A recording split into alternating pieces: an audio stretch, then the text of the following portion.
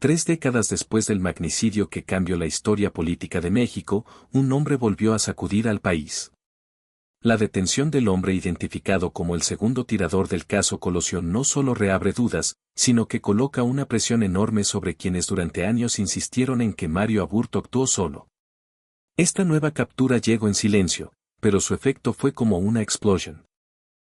Las autoridades confirmaron que el sujeto llevaba tiempo moviéndose entre estados del norte, protegido por una red que lo mantuvo fuera del radar federal y que incluso le proporcionó documentos, rutas y contactos para borrar cualquier rastro. Lo que jamás espero es que lo siguieran desde hace meses. El operativo que llevó a su detención fue planeado con extremo sigilo. Equipos especiales observaban patrones, llamadas y movimientos que parecían insignificantes, pero que encajaban con datos antiguos mencionados en informes desclasificados sobre lo ocurrido en Tijuana en 1994. La figura del segundo tirador siempre fue parte del rumor público, pero ahora ya no es un rumor. La captura confirma que hubo más manos involucradas en el ataque contra el candidato presidencial, y que algunas piezas clave fueron ocultadas por intereses que aún no han sido revelados. Lo que más impacto generó es la forma en que el sujeto coincidía con todas las descripciones mencionadas en testimonios olvidados, aquellos que señalaban la presencia de un hombre armado posicionado detrás de la valla y que se movió con precisión segundos antes de los disparos. Esos relatos habían sido descartados o ignorados durante años, pero hoy regresan con fuerza. La pregunta es simple y brutal. ¿Por qué después de tanto tiempo decidieron actuar ahora? ¿Qué presión obligó a reabrir un caso que siempre estuvo lleno de sombras? Y antes de continuar con las revelaciones que surgieron tras su detención, te invito a suscribirte y dejar tu opinión. Porque lo que estás a punto de escuchar podría cambiar por completo la narrativa construida durante 30 años sobre uno de los momentos más sensibles de la historia moderna de México. La investigación que llevó a identificar al presunto segundo tirador no surgió de la nada.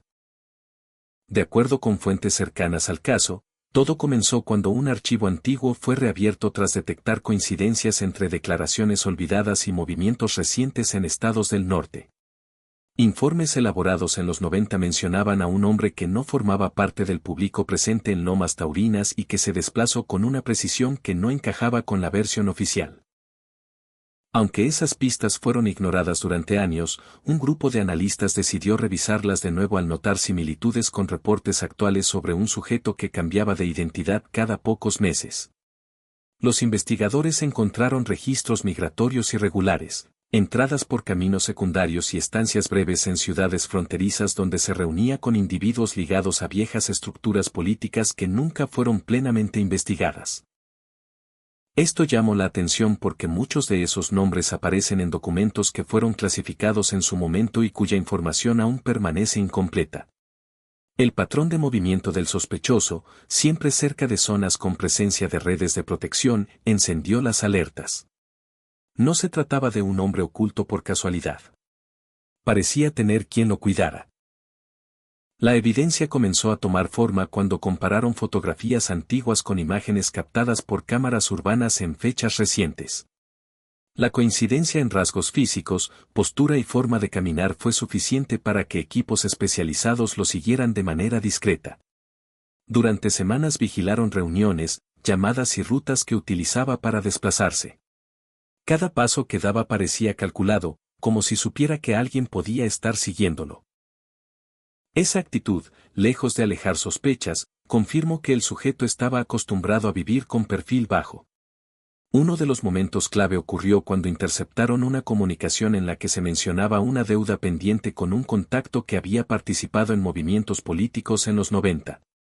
Esa llamada no solo reforzó la sospecha, sino que reveló que el hombre mantenía relación con personajes vinculados indirectamente al entorno del caso Colosio. Fue entonces cuando los equipos federales decidieron que era momento de intervenir. No podían arriesgarse a que el sujeto desapareciera una vez más, como lo había hecho repetidamente en el pasado. El expediente actualizado mostró que esta figura encajaba con las dudas que durante años quedaron flotando sobre la narrativa oficial. No era un testigo, no era un simple asistente ni un curioso accidental. Todo parecía indicar que se trataba del hombre que aquellos primeros testimonios mencionaron con miedo y que, por razones desconocidas, nunca se buscó de manera seria hasta ahora. La detención del presunto segundo tirador no solo reabrió un caso viejo, también obligó a revisar cada minuto de lo ocurrido en Lomas Taurinas. Durante años se repitió la versión de que Mario Aburto había actuado solo, pero en los expedientes quedaron huellas de algo más. Testigos hablaron de un hombre armado detrás de la valla, movimientos extraños entre el público y sombras que parecían coordinarse segundos antes de los disparos. Muchos de esos testimonios fueron minimizados o archivados, pero nunca desaparecieron por completo. Ahora, con este detenido, vuelven al centro de la discusión y ponen contra la pared a quienes defendieron la narrativa oficial. Tras confirmarse su identidad, equipos especializados reconstruyeron la escena del atentado usando videos, fotos, peritajes y declaraciones olvidadas. Compararon recorridos, posiciones y trayectorias. En varios puntos surgió la misma duda, había posibilidad real de un segundo punto de fuego. Algunas imágenes mostraban movimientos que no cuadran con la idea de un solo agresor. Personas que se inclinan, manos que se mueven en direcciones opuestas, rostros que voltean hacia otro lado justo antes del impacto.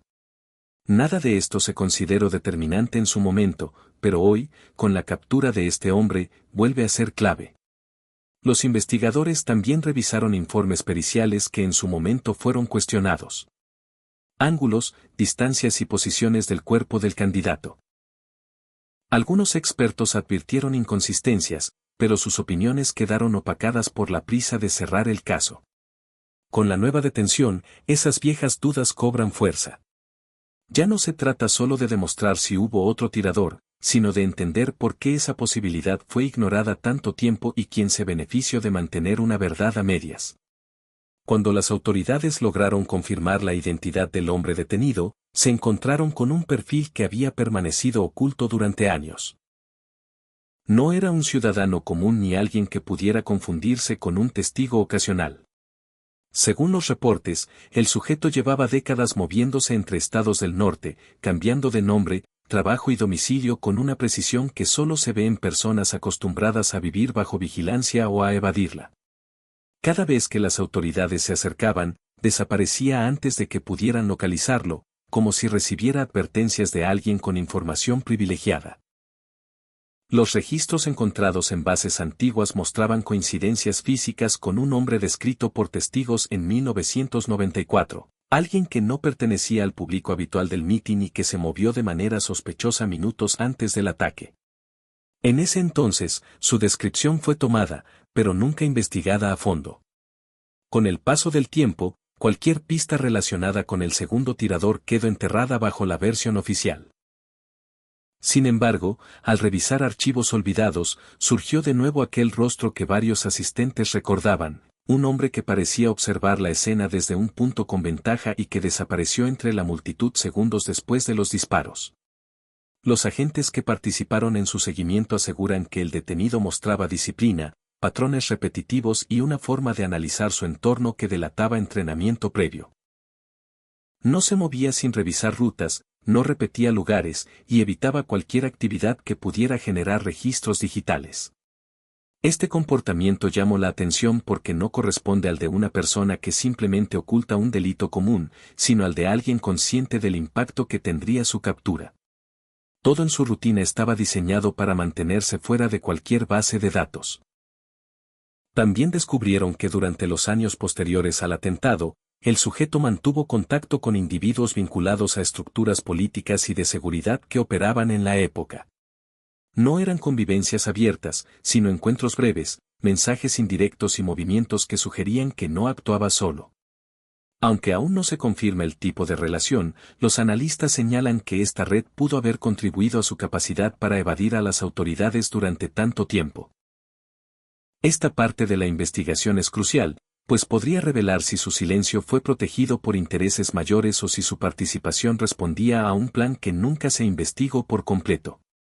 Su captura no solo aporta un nuevo nombre al caso Colosio, sino que obliga a resolver la pregunta que siempre quedó sin respuesta. ¿Quién se benefició de que este hombre permaneciera oculto durante 30 años? Ahora que su identidad salió a la luz, La presión aumenta para descubrir si fue una pieza aislada o parte de un engranaje más amplio que operó alrededor del magnicidio.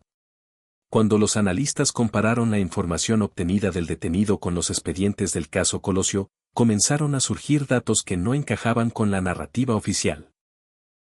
Durante años se repitió que el ataque había sido obra de un solo individuo, pero al revisar detalles técnicos, trayectorias y testimonios olvidados, aparecieron discrepancias que ahora resultan imposibles de ignorar. Uno de los puntos más debatidos es la posición de los disparos. Algunos peritajes antiguos indicaban ángulos que no coincidían con la ubicación exacta de Mario Aburto. A pesar de eso, esos reportes fueron descartados en su momento como errores de medición. Con la nueva detención, los expertos decidieron revisar nuevamente los documentos originales. Notaron que varias fotografías muestran a personas moviéndose detrás del candidato en un intervalo muy corto antes del impacto. Entre esos rostros, algunos asistentes mencionaron haber visto a un hombre con características similares a las del detenido. Aunque ese testimonio no fue considerado en su momento, ahora adquiere relevancia porque coincide con las descripciones que varios testigos dieron bajo presión y que luego cambiaron o retiraron sin explicación clara. También surgió un detalle inquietante al revisar declaraciones tomadas horas después del atentado. Varios testigos mencionaron escuchar más de un ruido similar a un disparo, pero esas declaraciones fueron catalogadas como confusiones provocadas por el caos del momento. Ahora, con la reconstrucción digital de la escena, los peritos identificaron que algunos movimientos en la multitud indican reacciones en direcciones distintas, como si las personas estuvieran respondiendo a dos puntos de origen. Este hallazgo no confirma por sí mismo la presencia de otro tirador, pero sí demuestra que el escenario pudo no haber sido tan lineal como siempre se presentó. Otra pieza clave proviene de notas internas elaboradas en los primeros días de investigación. En ella se menciona a un hombre que abandonó la zona rápidamente y que fue visto alejándose por un pasillo lateral. Ese reporte fue archivado sin mayor seguimiento. Con la detención reciente, los analistas compararon esa descripción con el perfil del sospechoso y encontraron coincidencias en complexión, estatura y forma de caminar. Esto reforzó la sospecha de que el detenido estuvo presente en la escena y que pudo haber actuado en coordinación con alguien más. Todo este conjunto de datos obliga a replantear lo que se consideró verdad absoluta durante 3 décadas. No solo se cuestiona la participación exacta de Mario Aburto, sino la posible intervención de una segunda persona cuya presencia fue ignorada o minimizada. El caso, que parecía cerrado, ahora revela piezas que nunca estuvieron en su lugar. Cuando los agentes comenzaron a revisar los últimos 30 años de movimientos del detenido, descubrieron un patrón que no podía explicarse sin apoyo externo. Ninguna persona logra desaparecer por tanto tiempo sin contar con alguien que le proporcione documentos, transporte y refugio en zonas donde la vigilancia es constante. Al analizar sus desplazamientos, se observó que sus cambios de identidad coincidían con momentos políticos sensibles, como renovación de cargos, cambios de gobierno estatal y periodos en los que ciertos nombres buscaban mantener su pasado enterrado. Este comportamiento llamó la atención porque sugería que el sujeto no se movía por miedo personal, sino por instrucciones muy específicas. Las bases consultadas revelaron que el detenido usó al menos 4 identidades diferentes desde finales de los 90. En algunas aparecía como comerciante ambulante, en otras como empleado de talleres o ayudante de construcción. Cada una de estas identidades estaba vinculada con ciudades donde operaban personajes cercanos a estructuras políticas de la época. Aunque no existen pruebas directas de que estos individuos lo protegieran, los tiempos y las coincidencias geográficas dejan claro que no actuaba en soledad. Había manos que lo movían como pieza dentro de un tablero más grande. También se detectaron periodos en los que el sujeto desapareció por completo de cualquier rastro digital. No hubo recibos, documentos, ni huellas de trabajo. En esos lapsos vivió en zonas rurales donde solían operar grupos que ofrecían refugio a personas buscadas por motivos políticos o judiciales. Testimonios recientes de habitantes de una comunidad del norte mencionan a un hombre con características similares al detenido, alguien que no hablaba mucho y que evitaba cualquier contacto con autoridades locales. Aunque no pueden confirmar que se trate de la misma persona, las descripciones coinciden con los datos recabados por los analistas. La parte más inquietante de la investigación surgió al revisar llamadas y contactos detectados semanas antes de su captura. Algunos de los números con los que mantenía comunicación estaban registrados a nombre de individuos vinculados con exfuncionarios que tuvieron acceso a información del caso Colosio. Esto no prueba una conspiración, pero sí demuestra que el detenido no era una figura aislada. Alguien le enviaba alertas, rutas y recomendaciones para evitar zonas con presencia federal. De acuerdo con los reportes internos, el hombre cambiaba de domicilio antes de cualquier operativo que se acercara demasiado a su ubicación, como si recibiera advertencias anticipadas. Esta conducta llevó a los expertos a considerar que existía una red activa que lo protegía, una red que podría haber operado desde los primeros días del magnicidio y que, de alguna manera, se mantuvo en silencio durante décadas. La detención no solo reveló a un sospechoso, sino el posible funcionamiento de un mecanismo diseñado para mantenerlo oculto. A medida que avanzaba la nueva investigación, surgieron errores del caso original que hoy resultan imposibles de justificar. Durante los primeros días posteriores al atentado, varias pruebas fundamentales fueron manipuladas, movidas o directamente descartadas sin explicación clara. Fotos clave se archivaron sin análisis, testimonios fueron tomados sin protocolos adecuados y algunos peritajes se realizaron con prisa, como si existiera interés por cerrar el expediente cuanto antes.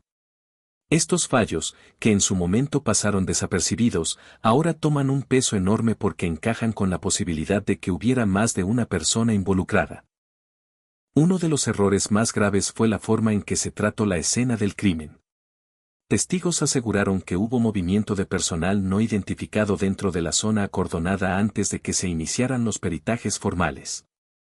Algunos mencionaron ver a individuos removiendo objetos o empujando a la multitud en direcciones específicas. Aunque estas declaraciones fueron registradas, nunca se investigaron a fondo. Hoy, con la captura del nuevo sospechoso, estos detalles vuelven a cobrar fuerza, pues podrían indicar que hubo intentos por manipular evidencia desde los primeros minutos. También hubo inconsistencias en la cadena de custodia de objetos asegurados ese día. Documentos internos revelan que algunas prendas, fotografías y grabaciones fueron movidas de oficina en oficina sin registro adecuado. Parte del material desapareció y nunca se explicó su destino. Esto generó dudas entre los expertos que revisan el caso, ya que muchas de esas piezas podrían haber aportado claridad sobre la posición real de los tiradores o sobre el número de disparos que se realizaron. Otro error importante surgió de las declaraciones tomadas durante la madrugada siguiente al ataque. Algunos testigos dijeron haber observado movimientos sospechosos detrás del templete, pero esas versiones fueron reducidas a comentarios sin relevancia. También hubo inconsistencias en los tiempos registrados, pues algunos reportes describen acciones que no coinciden con la ubicación de los funcionarios encargados de la seguridad del candidato. Esto genera preguntas sobre quién realmente estaba controlando la escena en esos minutos cruciales. La nueva investigación señaló que muchas de estas fallas no parecen simples descuidos. Al analizarlas en conjunto, los expertos detectaron patrones que sugieren intervención externa o presión para mantener la versión oficial intacta. La desaparición de documentos, la falta de seguimiento a testigos clave y las contradicciones en los primeros informes son piezas que ahora deben rearmarse para entender por qué el caso se cerró tan rápido y quién se benefició de esa rapidez. El hallazgo del presunto segundo tirador obliga a revisar todo de nuevo y a plantear la pregunta que muchos han evitado durante años. ¿Fue incompetencia, fue negligencia o hubo manos interesadas en ocultar lo que realmente pasó en Lomas Taurinas? Lo que está claro es que el caso ya no puede verse con la misma simplicidad con la que fue presentado durante 3 décadas. La reapertura del caso Colosio no solo generó revuelo mediático, también encendió tensiones políticas que llevaban años latentes. Desde el momento en que se anunció la captura del presunto segundo tirador, varios actores comenzaron a deslindarse, mientras otros exigieron revisar decisiones tomadas en los primeros días posteriores al magnicidio. La nueva información pone en riesgo narrativas que durante 3 décadas fueron consideradas inamovibles y que sirvieron para sostener carreras políticas, justificar cambios de seguridad y cerrar heridas sociales que nunca sanaron del todo. El caso Colosio siempre estuvo rodeado de presiones internas. En su momento, algunas autoridades insistieron en presentar la versión del atacante solitario con una rapidez que hoy parece sospechosa. Los archivos muestran que hubo reuniones urgentes, declaraciones contradictorias y órdenes emitidas sin seguir los protocolos habituales de investigación. Con la captura del sospechoso, estas decisiones vuelven al centro de la discusión porque dejan ver que pudo haber intereses políticos por encima de la verdad. Los analistas que participan en la nueva investigación señalan que cualquier hallazgo que contradiga la narrativa oficial afecta directamente a figuras que estuvieron en posiciones de poder durante esos años. No se trata únicamente de descubrir si hubo un segundo tirador, sino de revelar por qué esa posibilidad fue descartada desde el primer día. Esto ha generado incomodidad, pues algunos nombres que aparecieron en documentos antiguos vuelven a sonar ahora, incluso entre quienes aseguraron no haber tenido relación con el desarrollo de la investigación inicial. A medida que avanza el análisis, se ha detectado resistencia para entregar ciertos documentos que permanecen en archivos que no han sido completamente desclasificados. Algunos funcionarios argumentan que son archivos incompletos o que ya fueron revisados en el pasado, pero la falta de transparencia genera sospechas. La presión aumenta porque cualquier retraso podría interpretarse como intento de ocultar información clave para entender lo que realmente pasó en Tijuana en 1994. La captura del presunto segundo tirador abre un escenario delicado para todos los involucrados en el manejo del caso. Hay quienes temen que nuevas revelaciones puedan implicar responsabilidades políticas o administrativas que nunca se asumieron. La posibilidad de que existiera una red de protección a lo largo de los años plantea la pregunta que incomoda a muchos. ¿Por qué se tardó tanto en capturar a un hombre cuya identidad estaba mencionada en testimonios desde los primeros días? Esta interrogante amenaza con romper estructuras que se han mantenido intactas durante 3 décadas. Lo que sí es seguro es que la presión política no hará retroceder la investigación. Por el contrario, parece haber generado un impulso inesperado para revisar lo ocurrido sin las limitaciones del pasado. Con cada nuevo hallazgo, el caso deja de ser una historia cerrada y se convierte en un rompecabezas que podría revelar consecuencias que aún nadie está dispuesto a admitir públicamente. La noticia de la captura del presunto segundo tirador no tardó en expandirse por todo el país. Medios nacionales dedicaron horas completas a desmenuzar cada detalle, mientras analistas recordaban que el caso Colosio no solo marcó a una generación, sino que definió el rumbo político de México durante décadas. La posibilidad de que existiera un tirador adicional provocó un impacto inmediato en la opinión pública. Para muchos, esta revelación confirma lo que siempre sospecharon, que la verdad sobre lo ocurrido en Tijuana en 1994 nunca se contó completa. En redes sociales comenzaron a circular fragmentos de videos antiguos, entrevistas olvidadas, declaraciones de testigos y peritajes que en su momento fueron ignorados. Usuarios compararon estas piezas con la nueva información, señalando inconsistencias que parecían simples errores en el pasado, pero que ahora encajan con la idea de una operación más compleja. El caso, que durante años se mantuvo como un tema delicado, regresó con fuerza y generó debate entre ciudadanos que crecieron escuchando distintas versiones del atentado. La reacción no solo fue emocional. Diversos colectivos civiles exigieron transparencia absoluta en la investigación. Argumentan que el país merece saber quién participó realmente en el ataque y por qué hubo tantas omisiones en las primeras horas posteriores al magnicidio. Incluso algunos exfuncionarios que participaron en el proceso original comenzaron a ser cuestionados por decisiones tomadas sin justificación clara. Estos cuestionamientos abren la puerta a una posible revisión de responsabilidades que parecían olvidadas. En el sector político el impacto fue aún mayor. Diputados y senadores pidieron reabrir por completo los archivos clasificados para descartar cualquier manipulación. Para ellos, la detención demuestra que el caso no estaba cerrado y que aún existen piezas clave ocultas en expedientes que nunca vieron la luz pública. Esta presión podría generar un cambio histórico, ya que obligaría a revisar documentos que han permanecido fuera del acceso ciudadano durante 30 años. Las familias de quienes estuvieron presentes aquel día también reaccionaron. Algunos testigos que fueron ignorados en su momento han comenzado a solicitar que sus declaraciones sean reconsideradas. Expresan que siempre sintieron que sus relatos no coincidían con la versión oficial, pero no tenían forma de demostrarlo.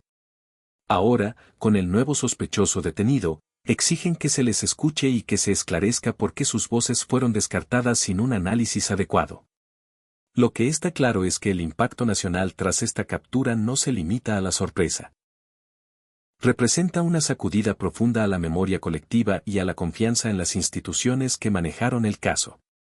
La sociedad exige respuestas y esta vez no aceptará explicaciones a medias. La captura del presunto segundo tirador del caso Colosio marca un punto de quiebre en una historia que durante 3 décadas se mantuvo envuelta en dudas, silencios y versiones incompletas. Lo que parecía un expediente cerrado ahora revela fallas, omisiones y pistas ignoradas que cambiaron por completo la lectura de aquel 23 de marzo de 1994. Con este nuevo detenido, la narrativa oficial queda en duda y obliga a revisar no solo lo ocurrido en Lomas Taurinas, sino la forma en que se condujo la investigación desde sus primeras horas. La presencia de este hombre, oculto durante años bajo identidades falsas y protegido por redes que aún deben ser identificadas, abre una línea que podría modificar lo que México creyó saber sobre el magnicidio. Los analistas coinciden en que esta detención no es el final, sino el inicio de un proceso más profundo. Faltan nombres, faltan documentos y faltan respuestas que expliquen por qué se permitió que una figura clave permaneciera fuera del radar. Si hubo complicidades, protecciones o intereses que impulsaron el silencio, es algo que tendrá que completarse con nuevas investigaciones. Lo inquietante es que cada pieza que surge conecta con decisiones políticas que en su momento fueron justificadas como urgentes, pero que hoy parecen diseñadas para proteger una versión conveniente. La sociedad mexicana observa con atención. Para muchos, el caso Colosio representa una herida que nunca cerró y una duda que siempre estuvo presente, la duda de que la verdad fue incompleta. Por eso, la exigencia es clara. Se necesita transparencia absoluta, acceso total a los archivos y una revisión sin restricciones de todo lo que estuvo oculto. Los testigos olvidados quieren declarar de nuevo, las familias buscan claridad y los analistas esperan que esta vez no haya prisa por cerrar el expediente. La pregunta que surge ahora es si México está preparado para enfrentar lo que esta captura podría revelar. Porque si este hombre estuvo protegido durante 30 años, entonces hay piezas de la historia política moderna que deben reescribirse. Lo que se descubra en los próximos meses podría cambiar para siempre la interpretación del magnicidio y revelar una verdad que fue enterrada por intereses que aún no se conocen. Por eso te invito a suscribirte y dejar tu opinión. Lo que viene podría destapar uno de los capítulos más delicados y reveladores de la historia reciente de México.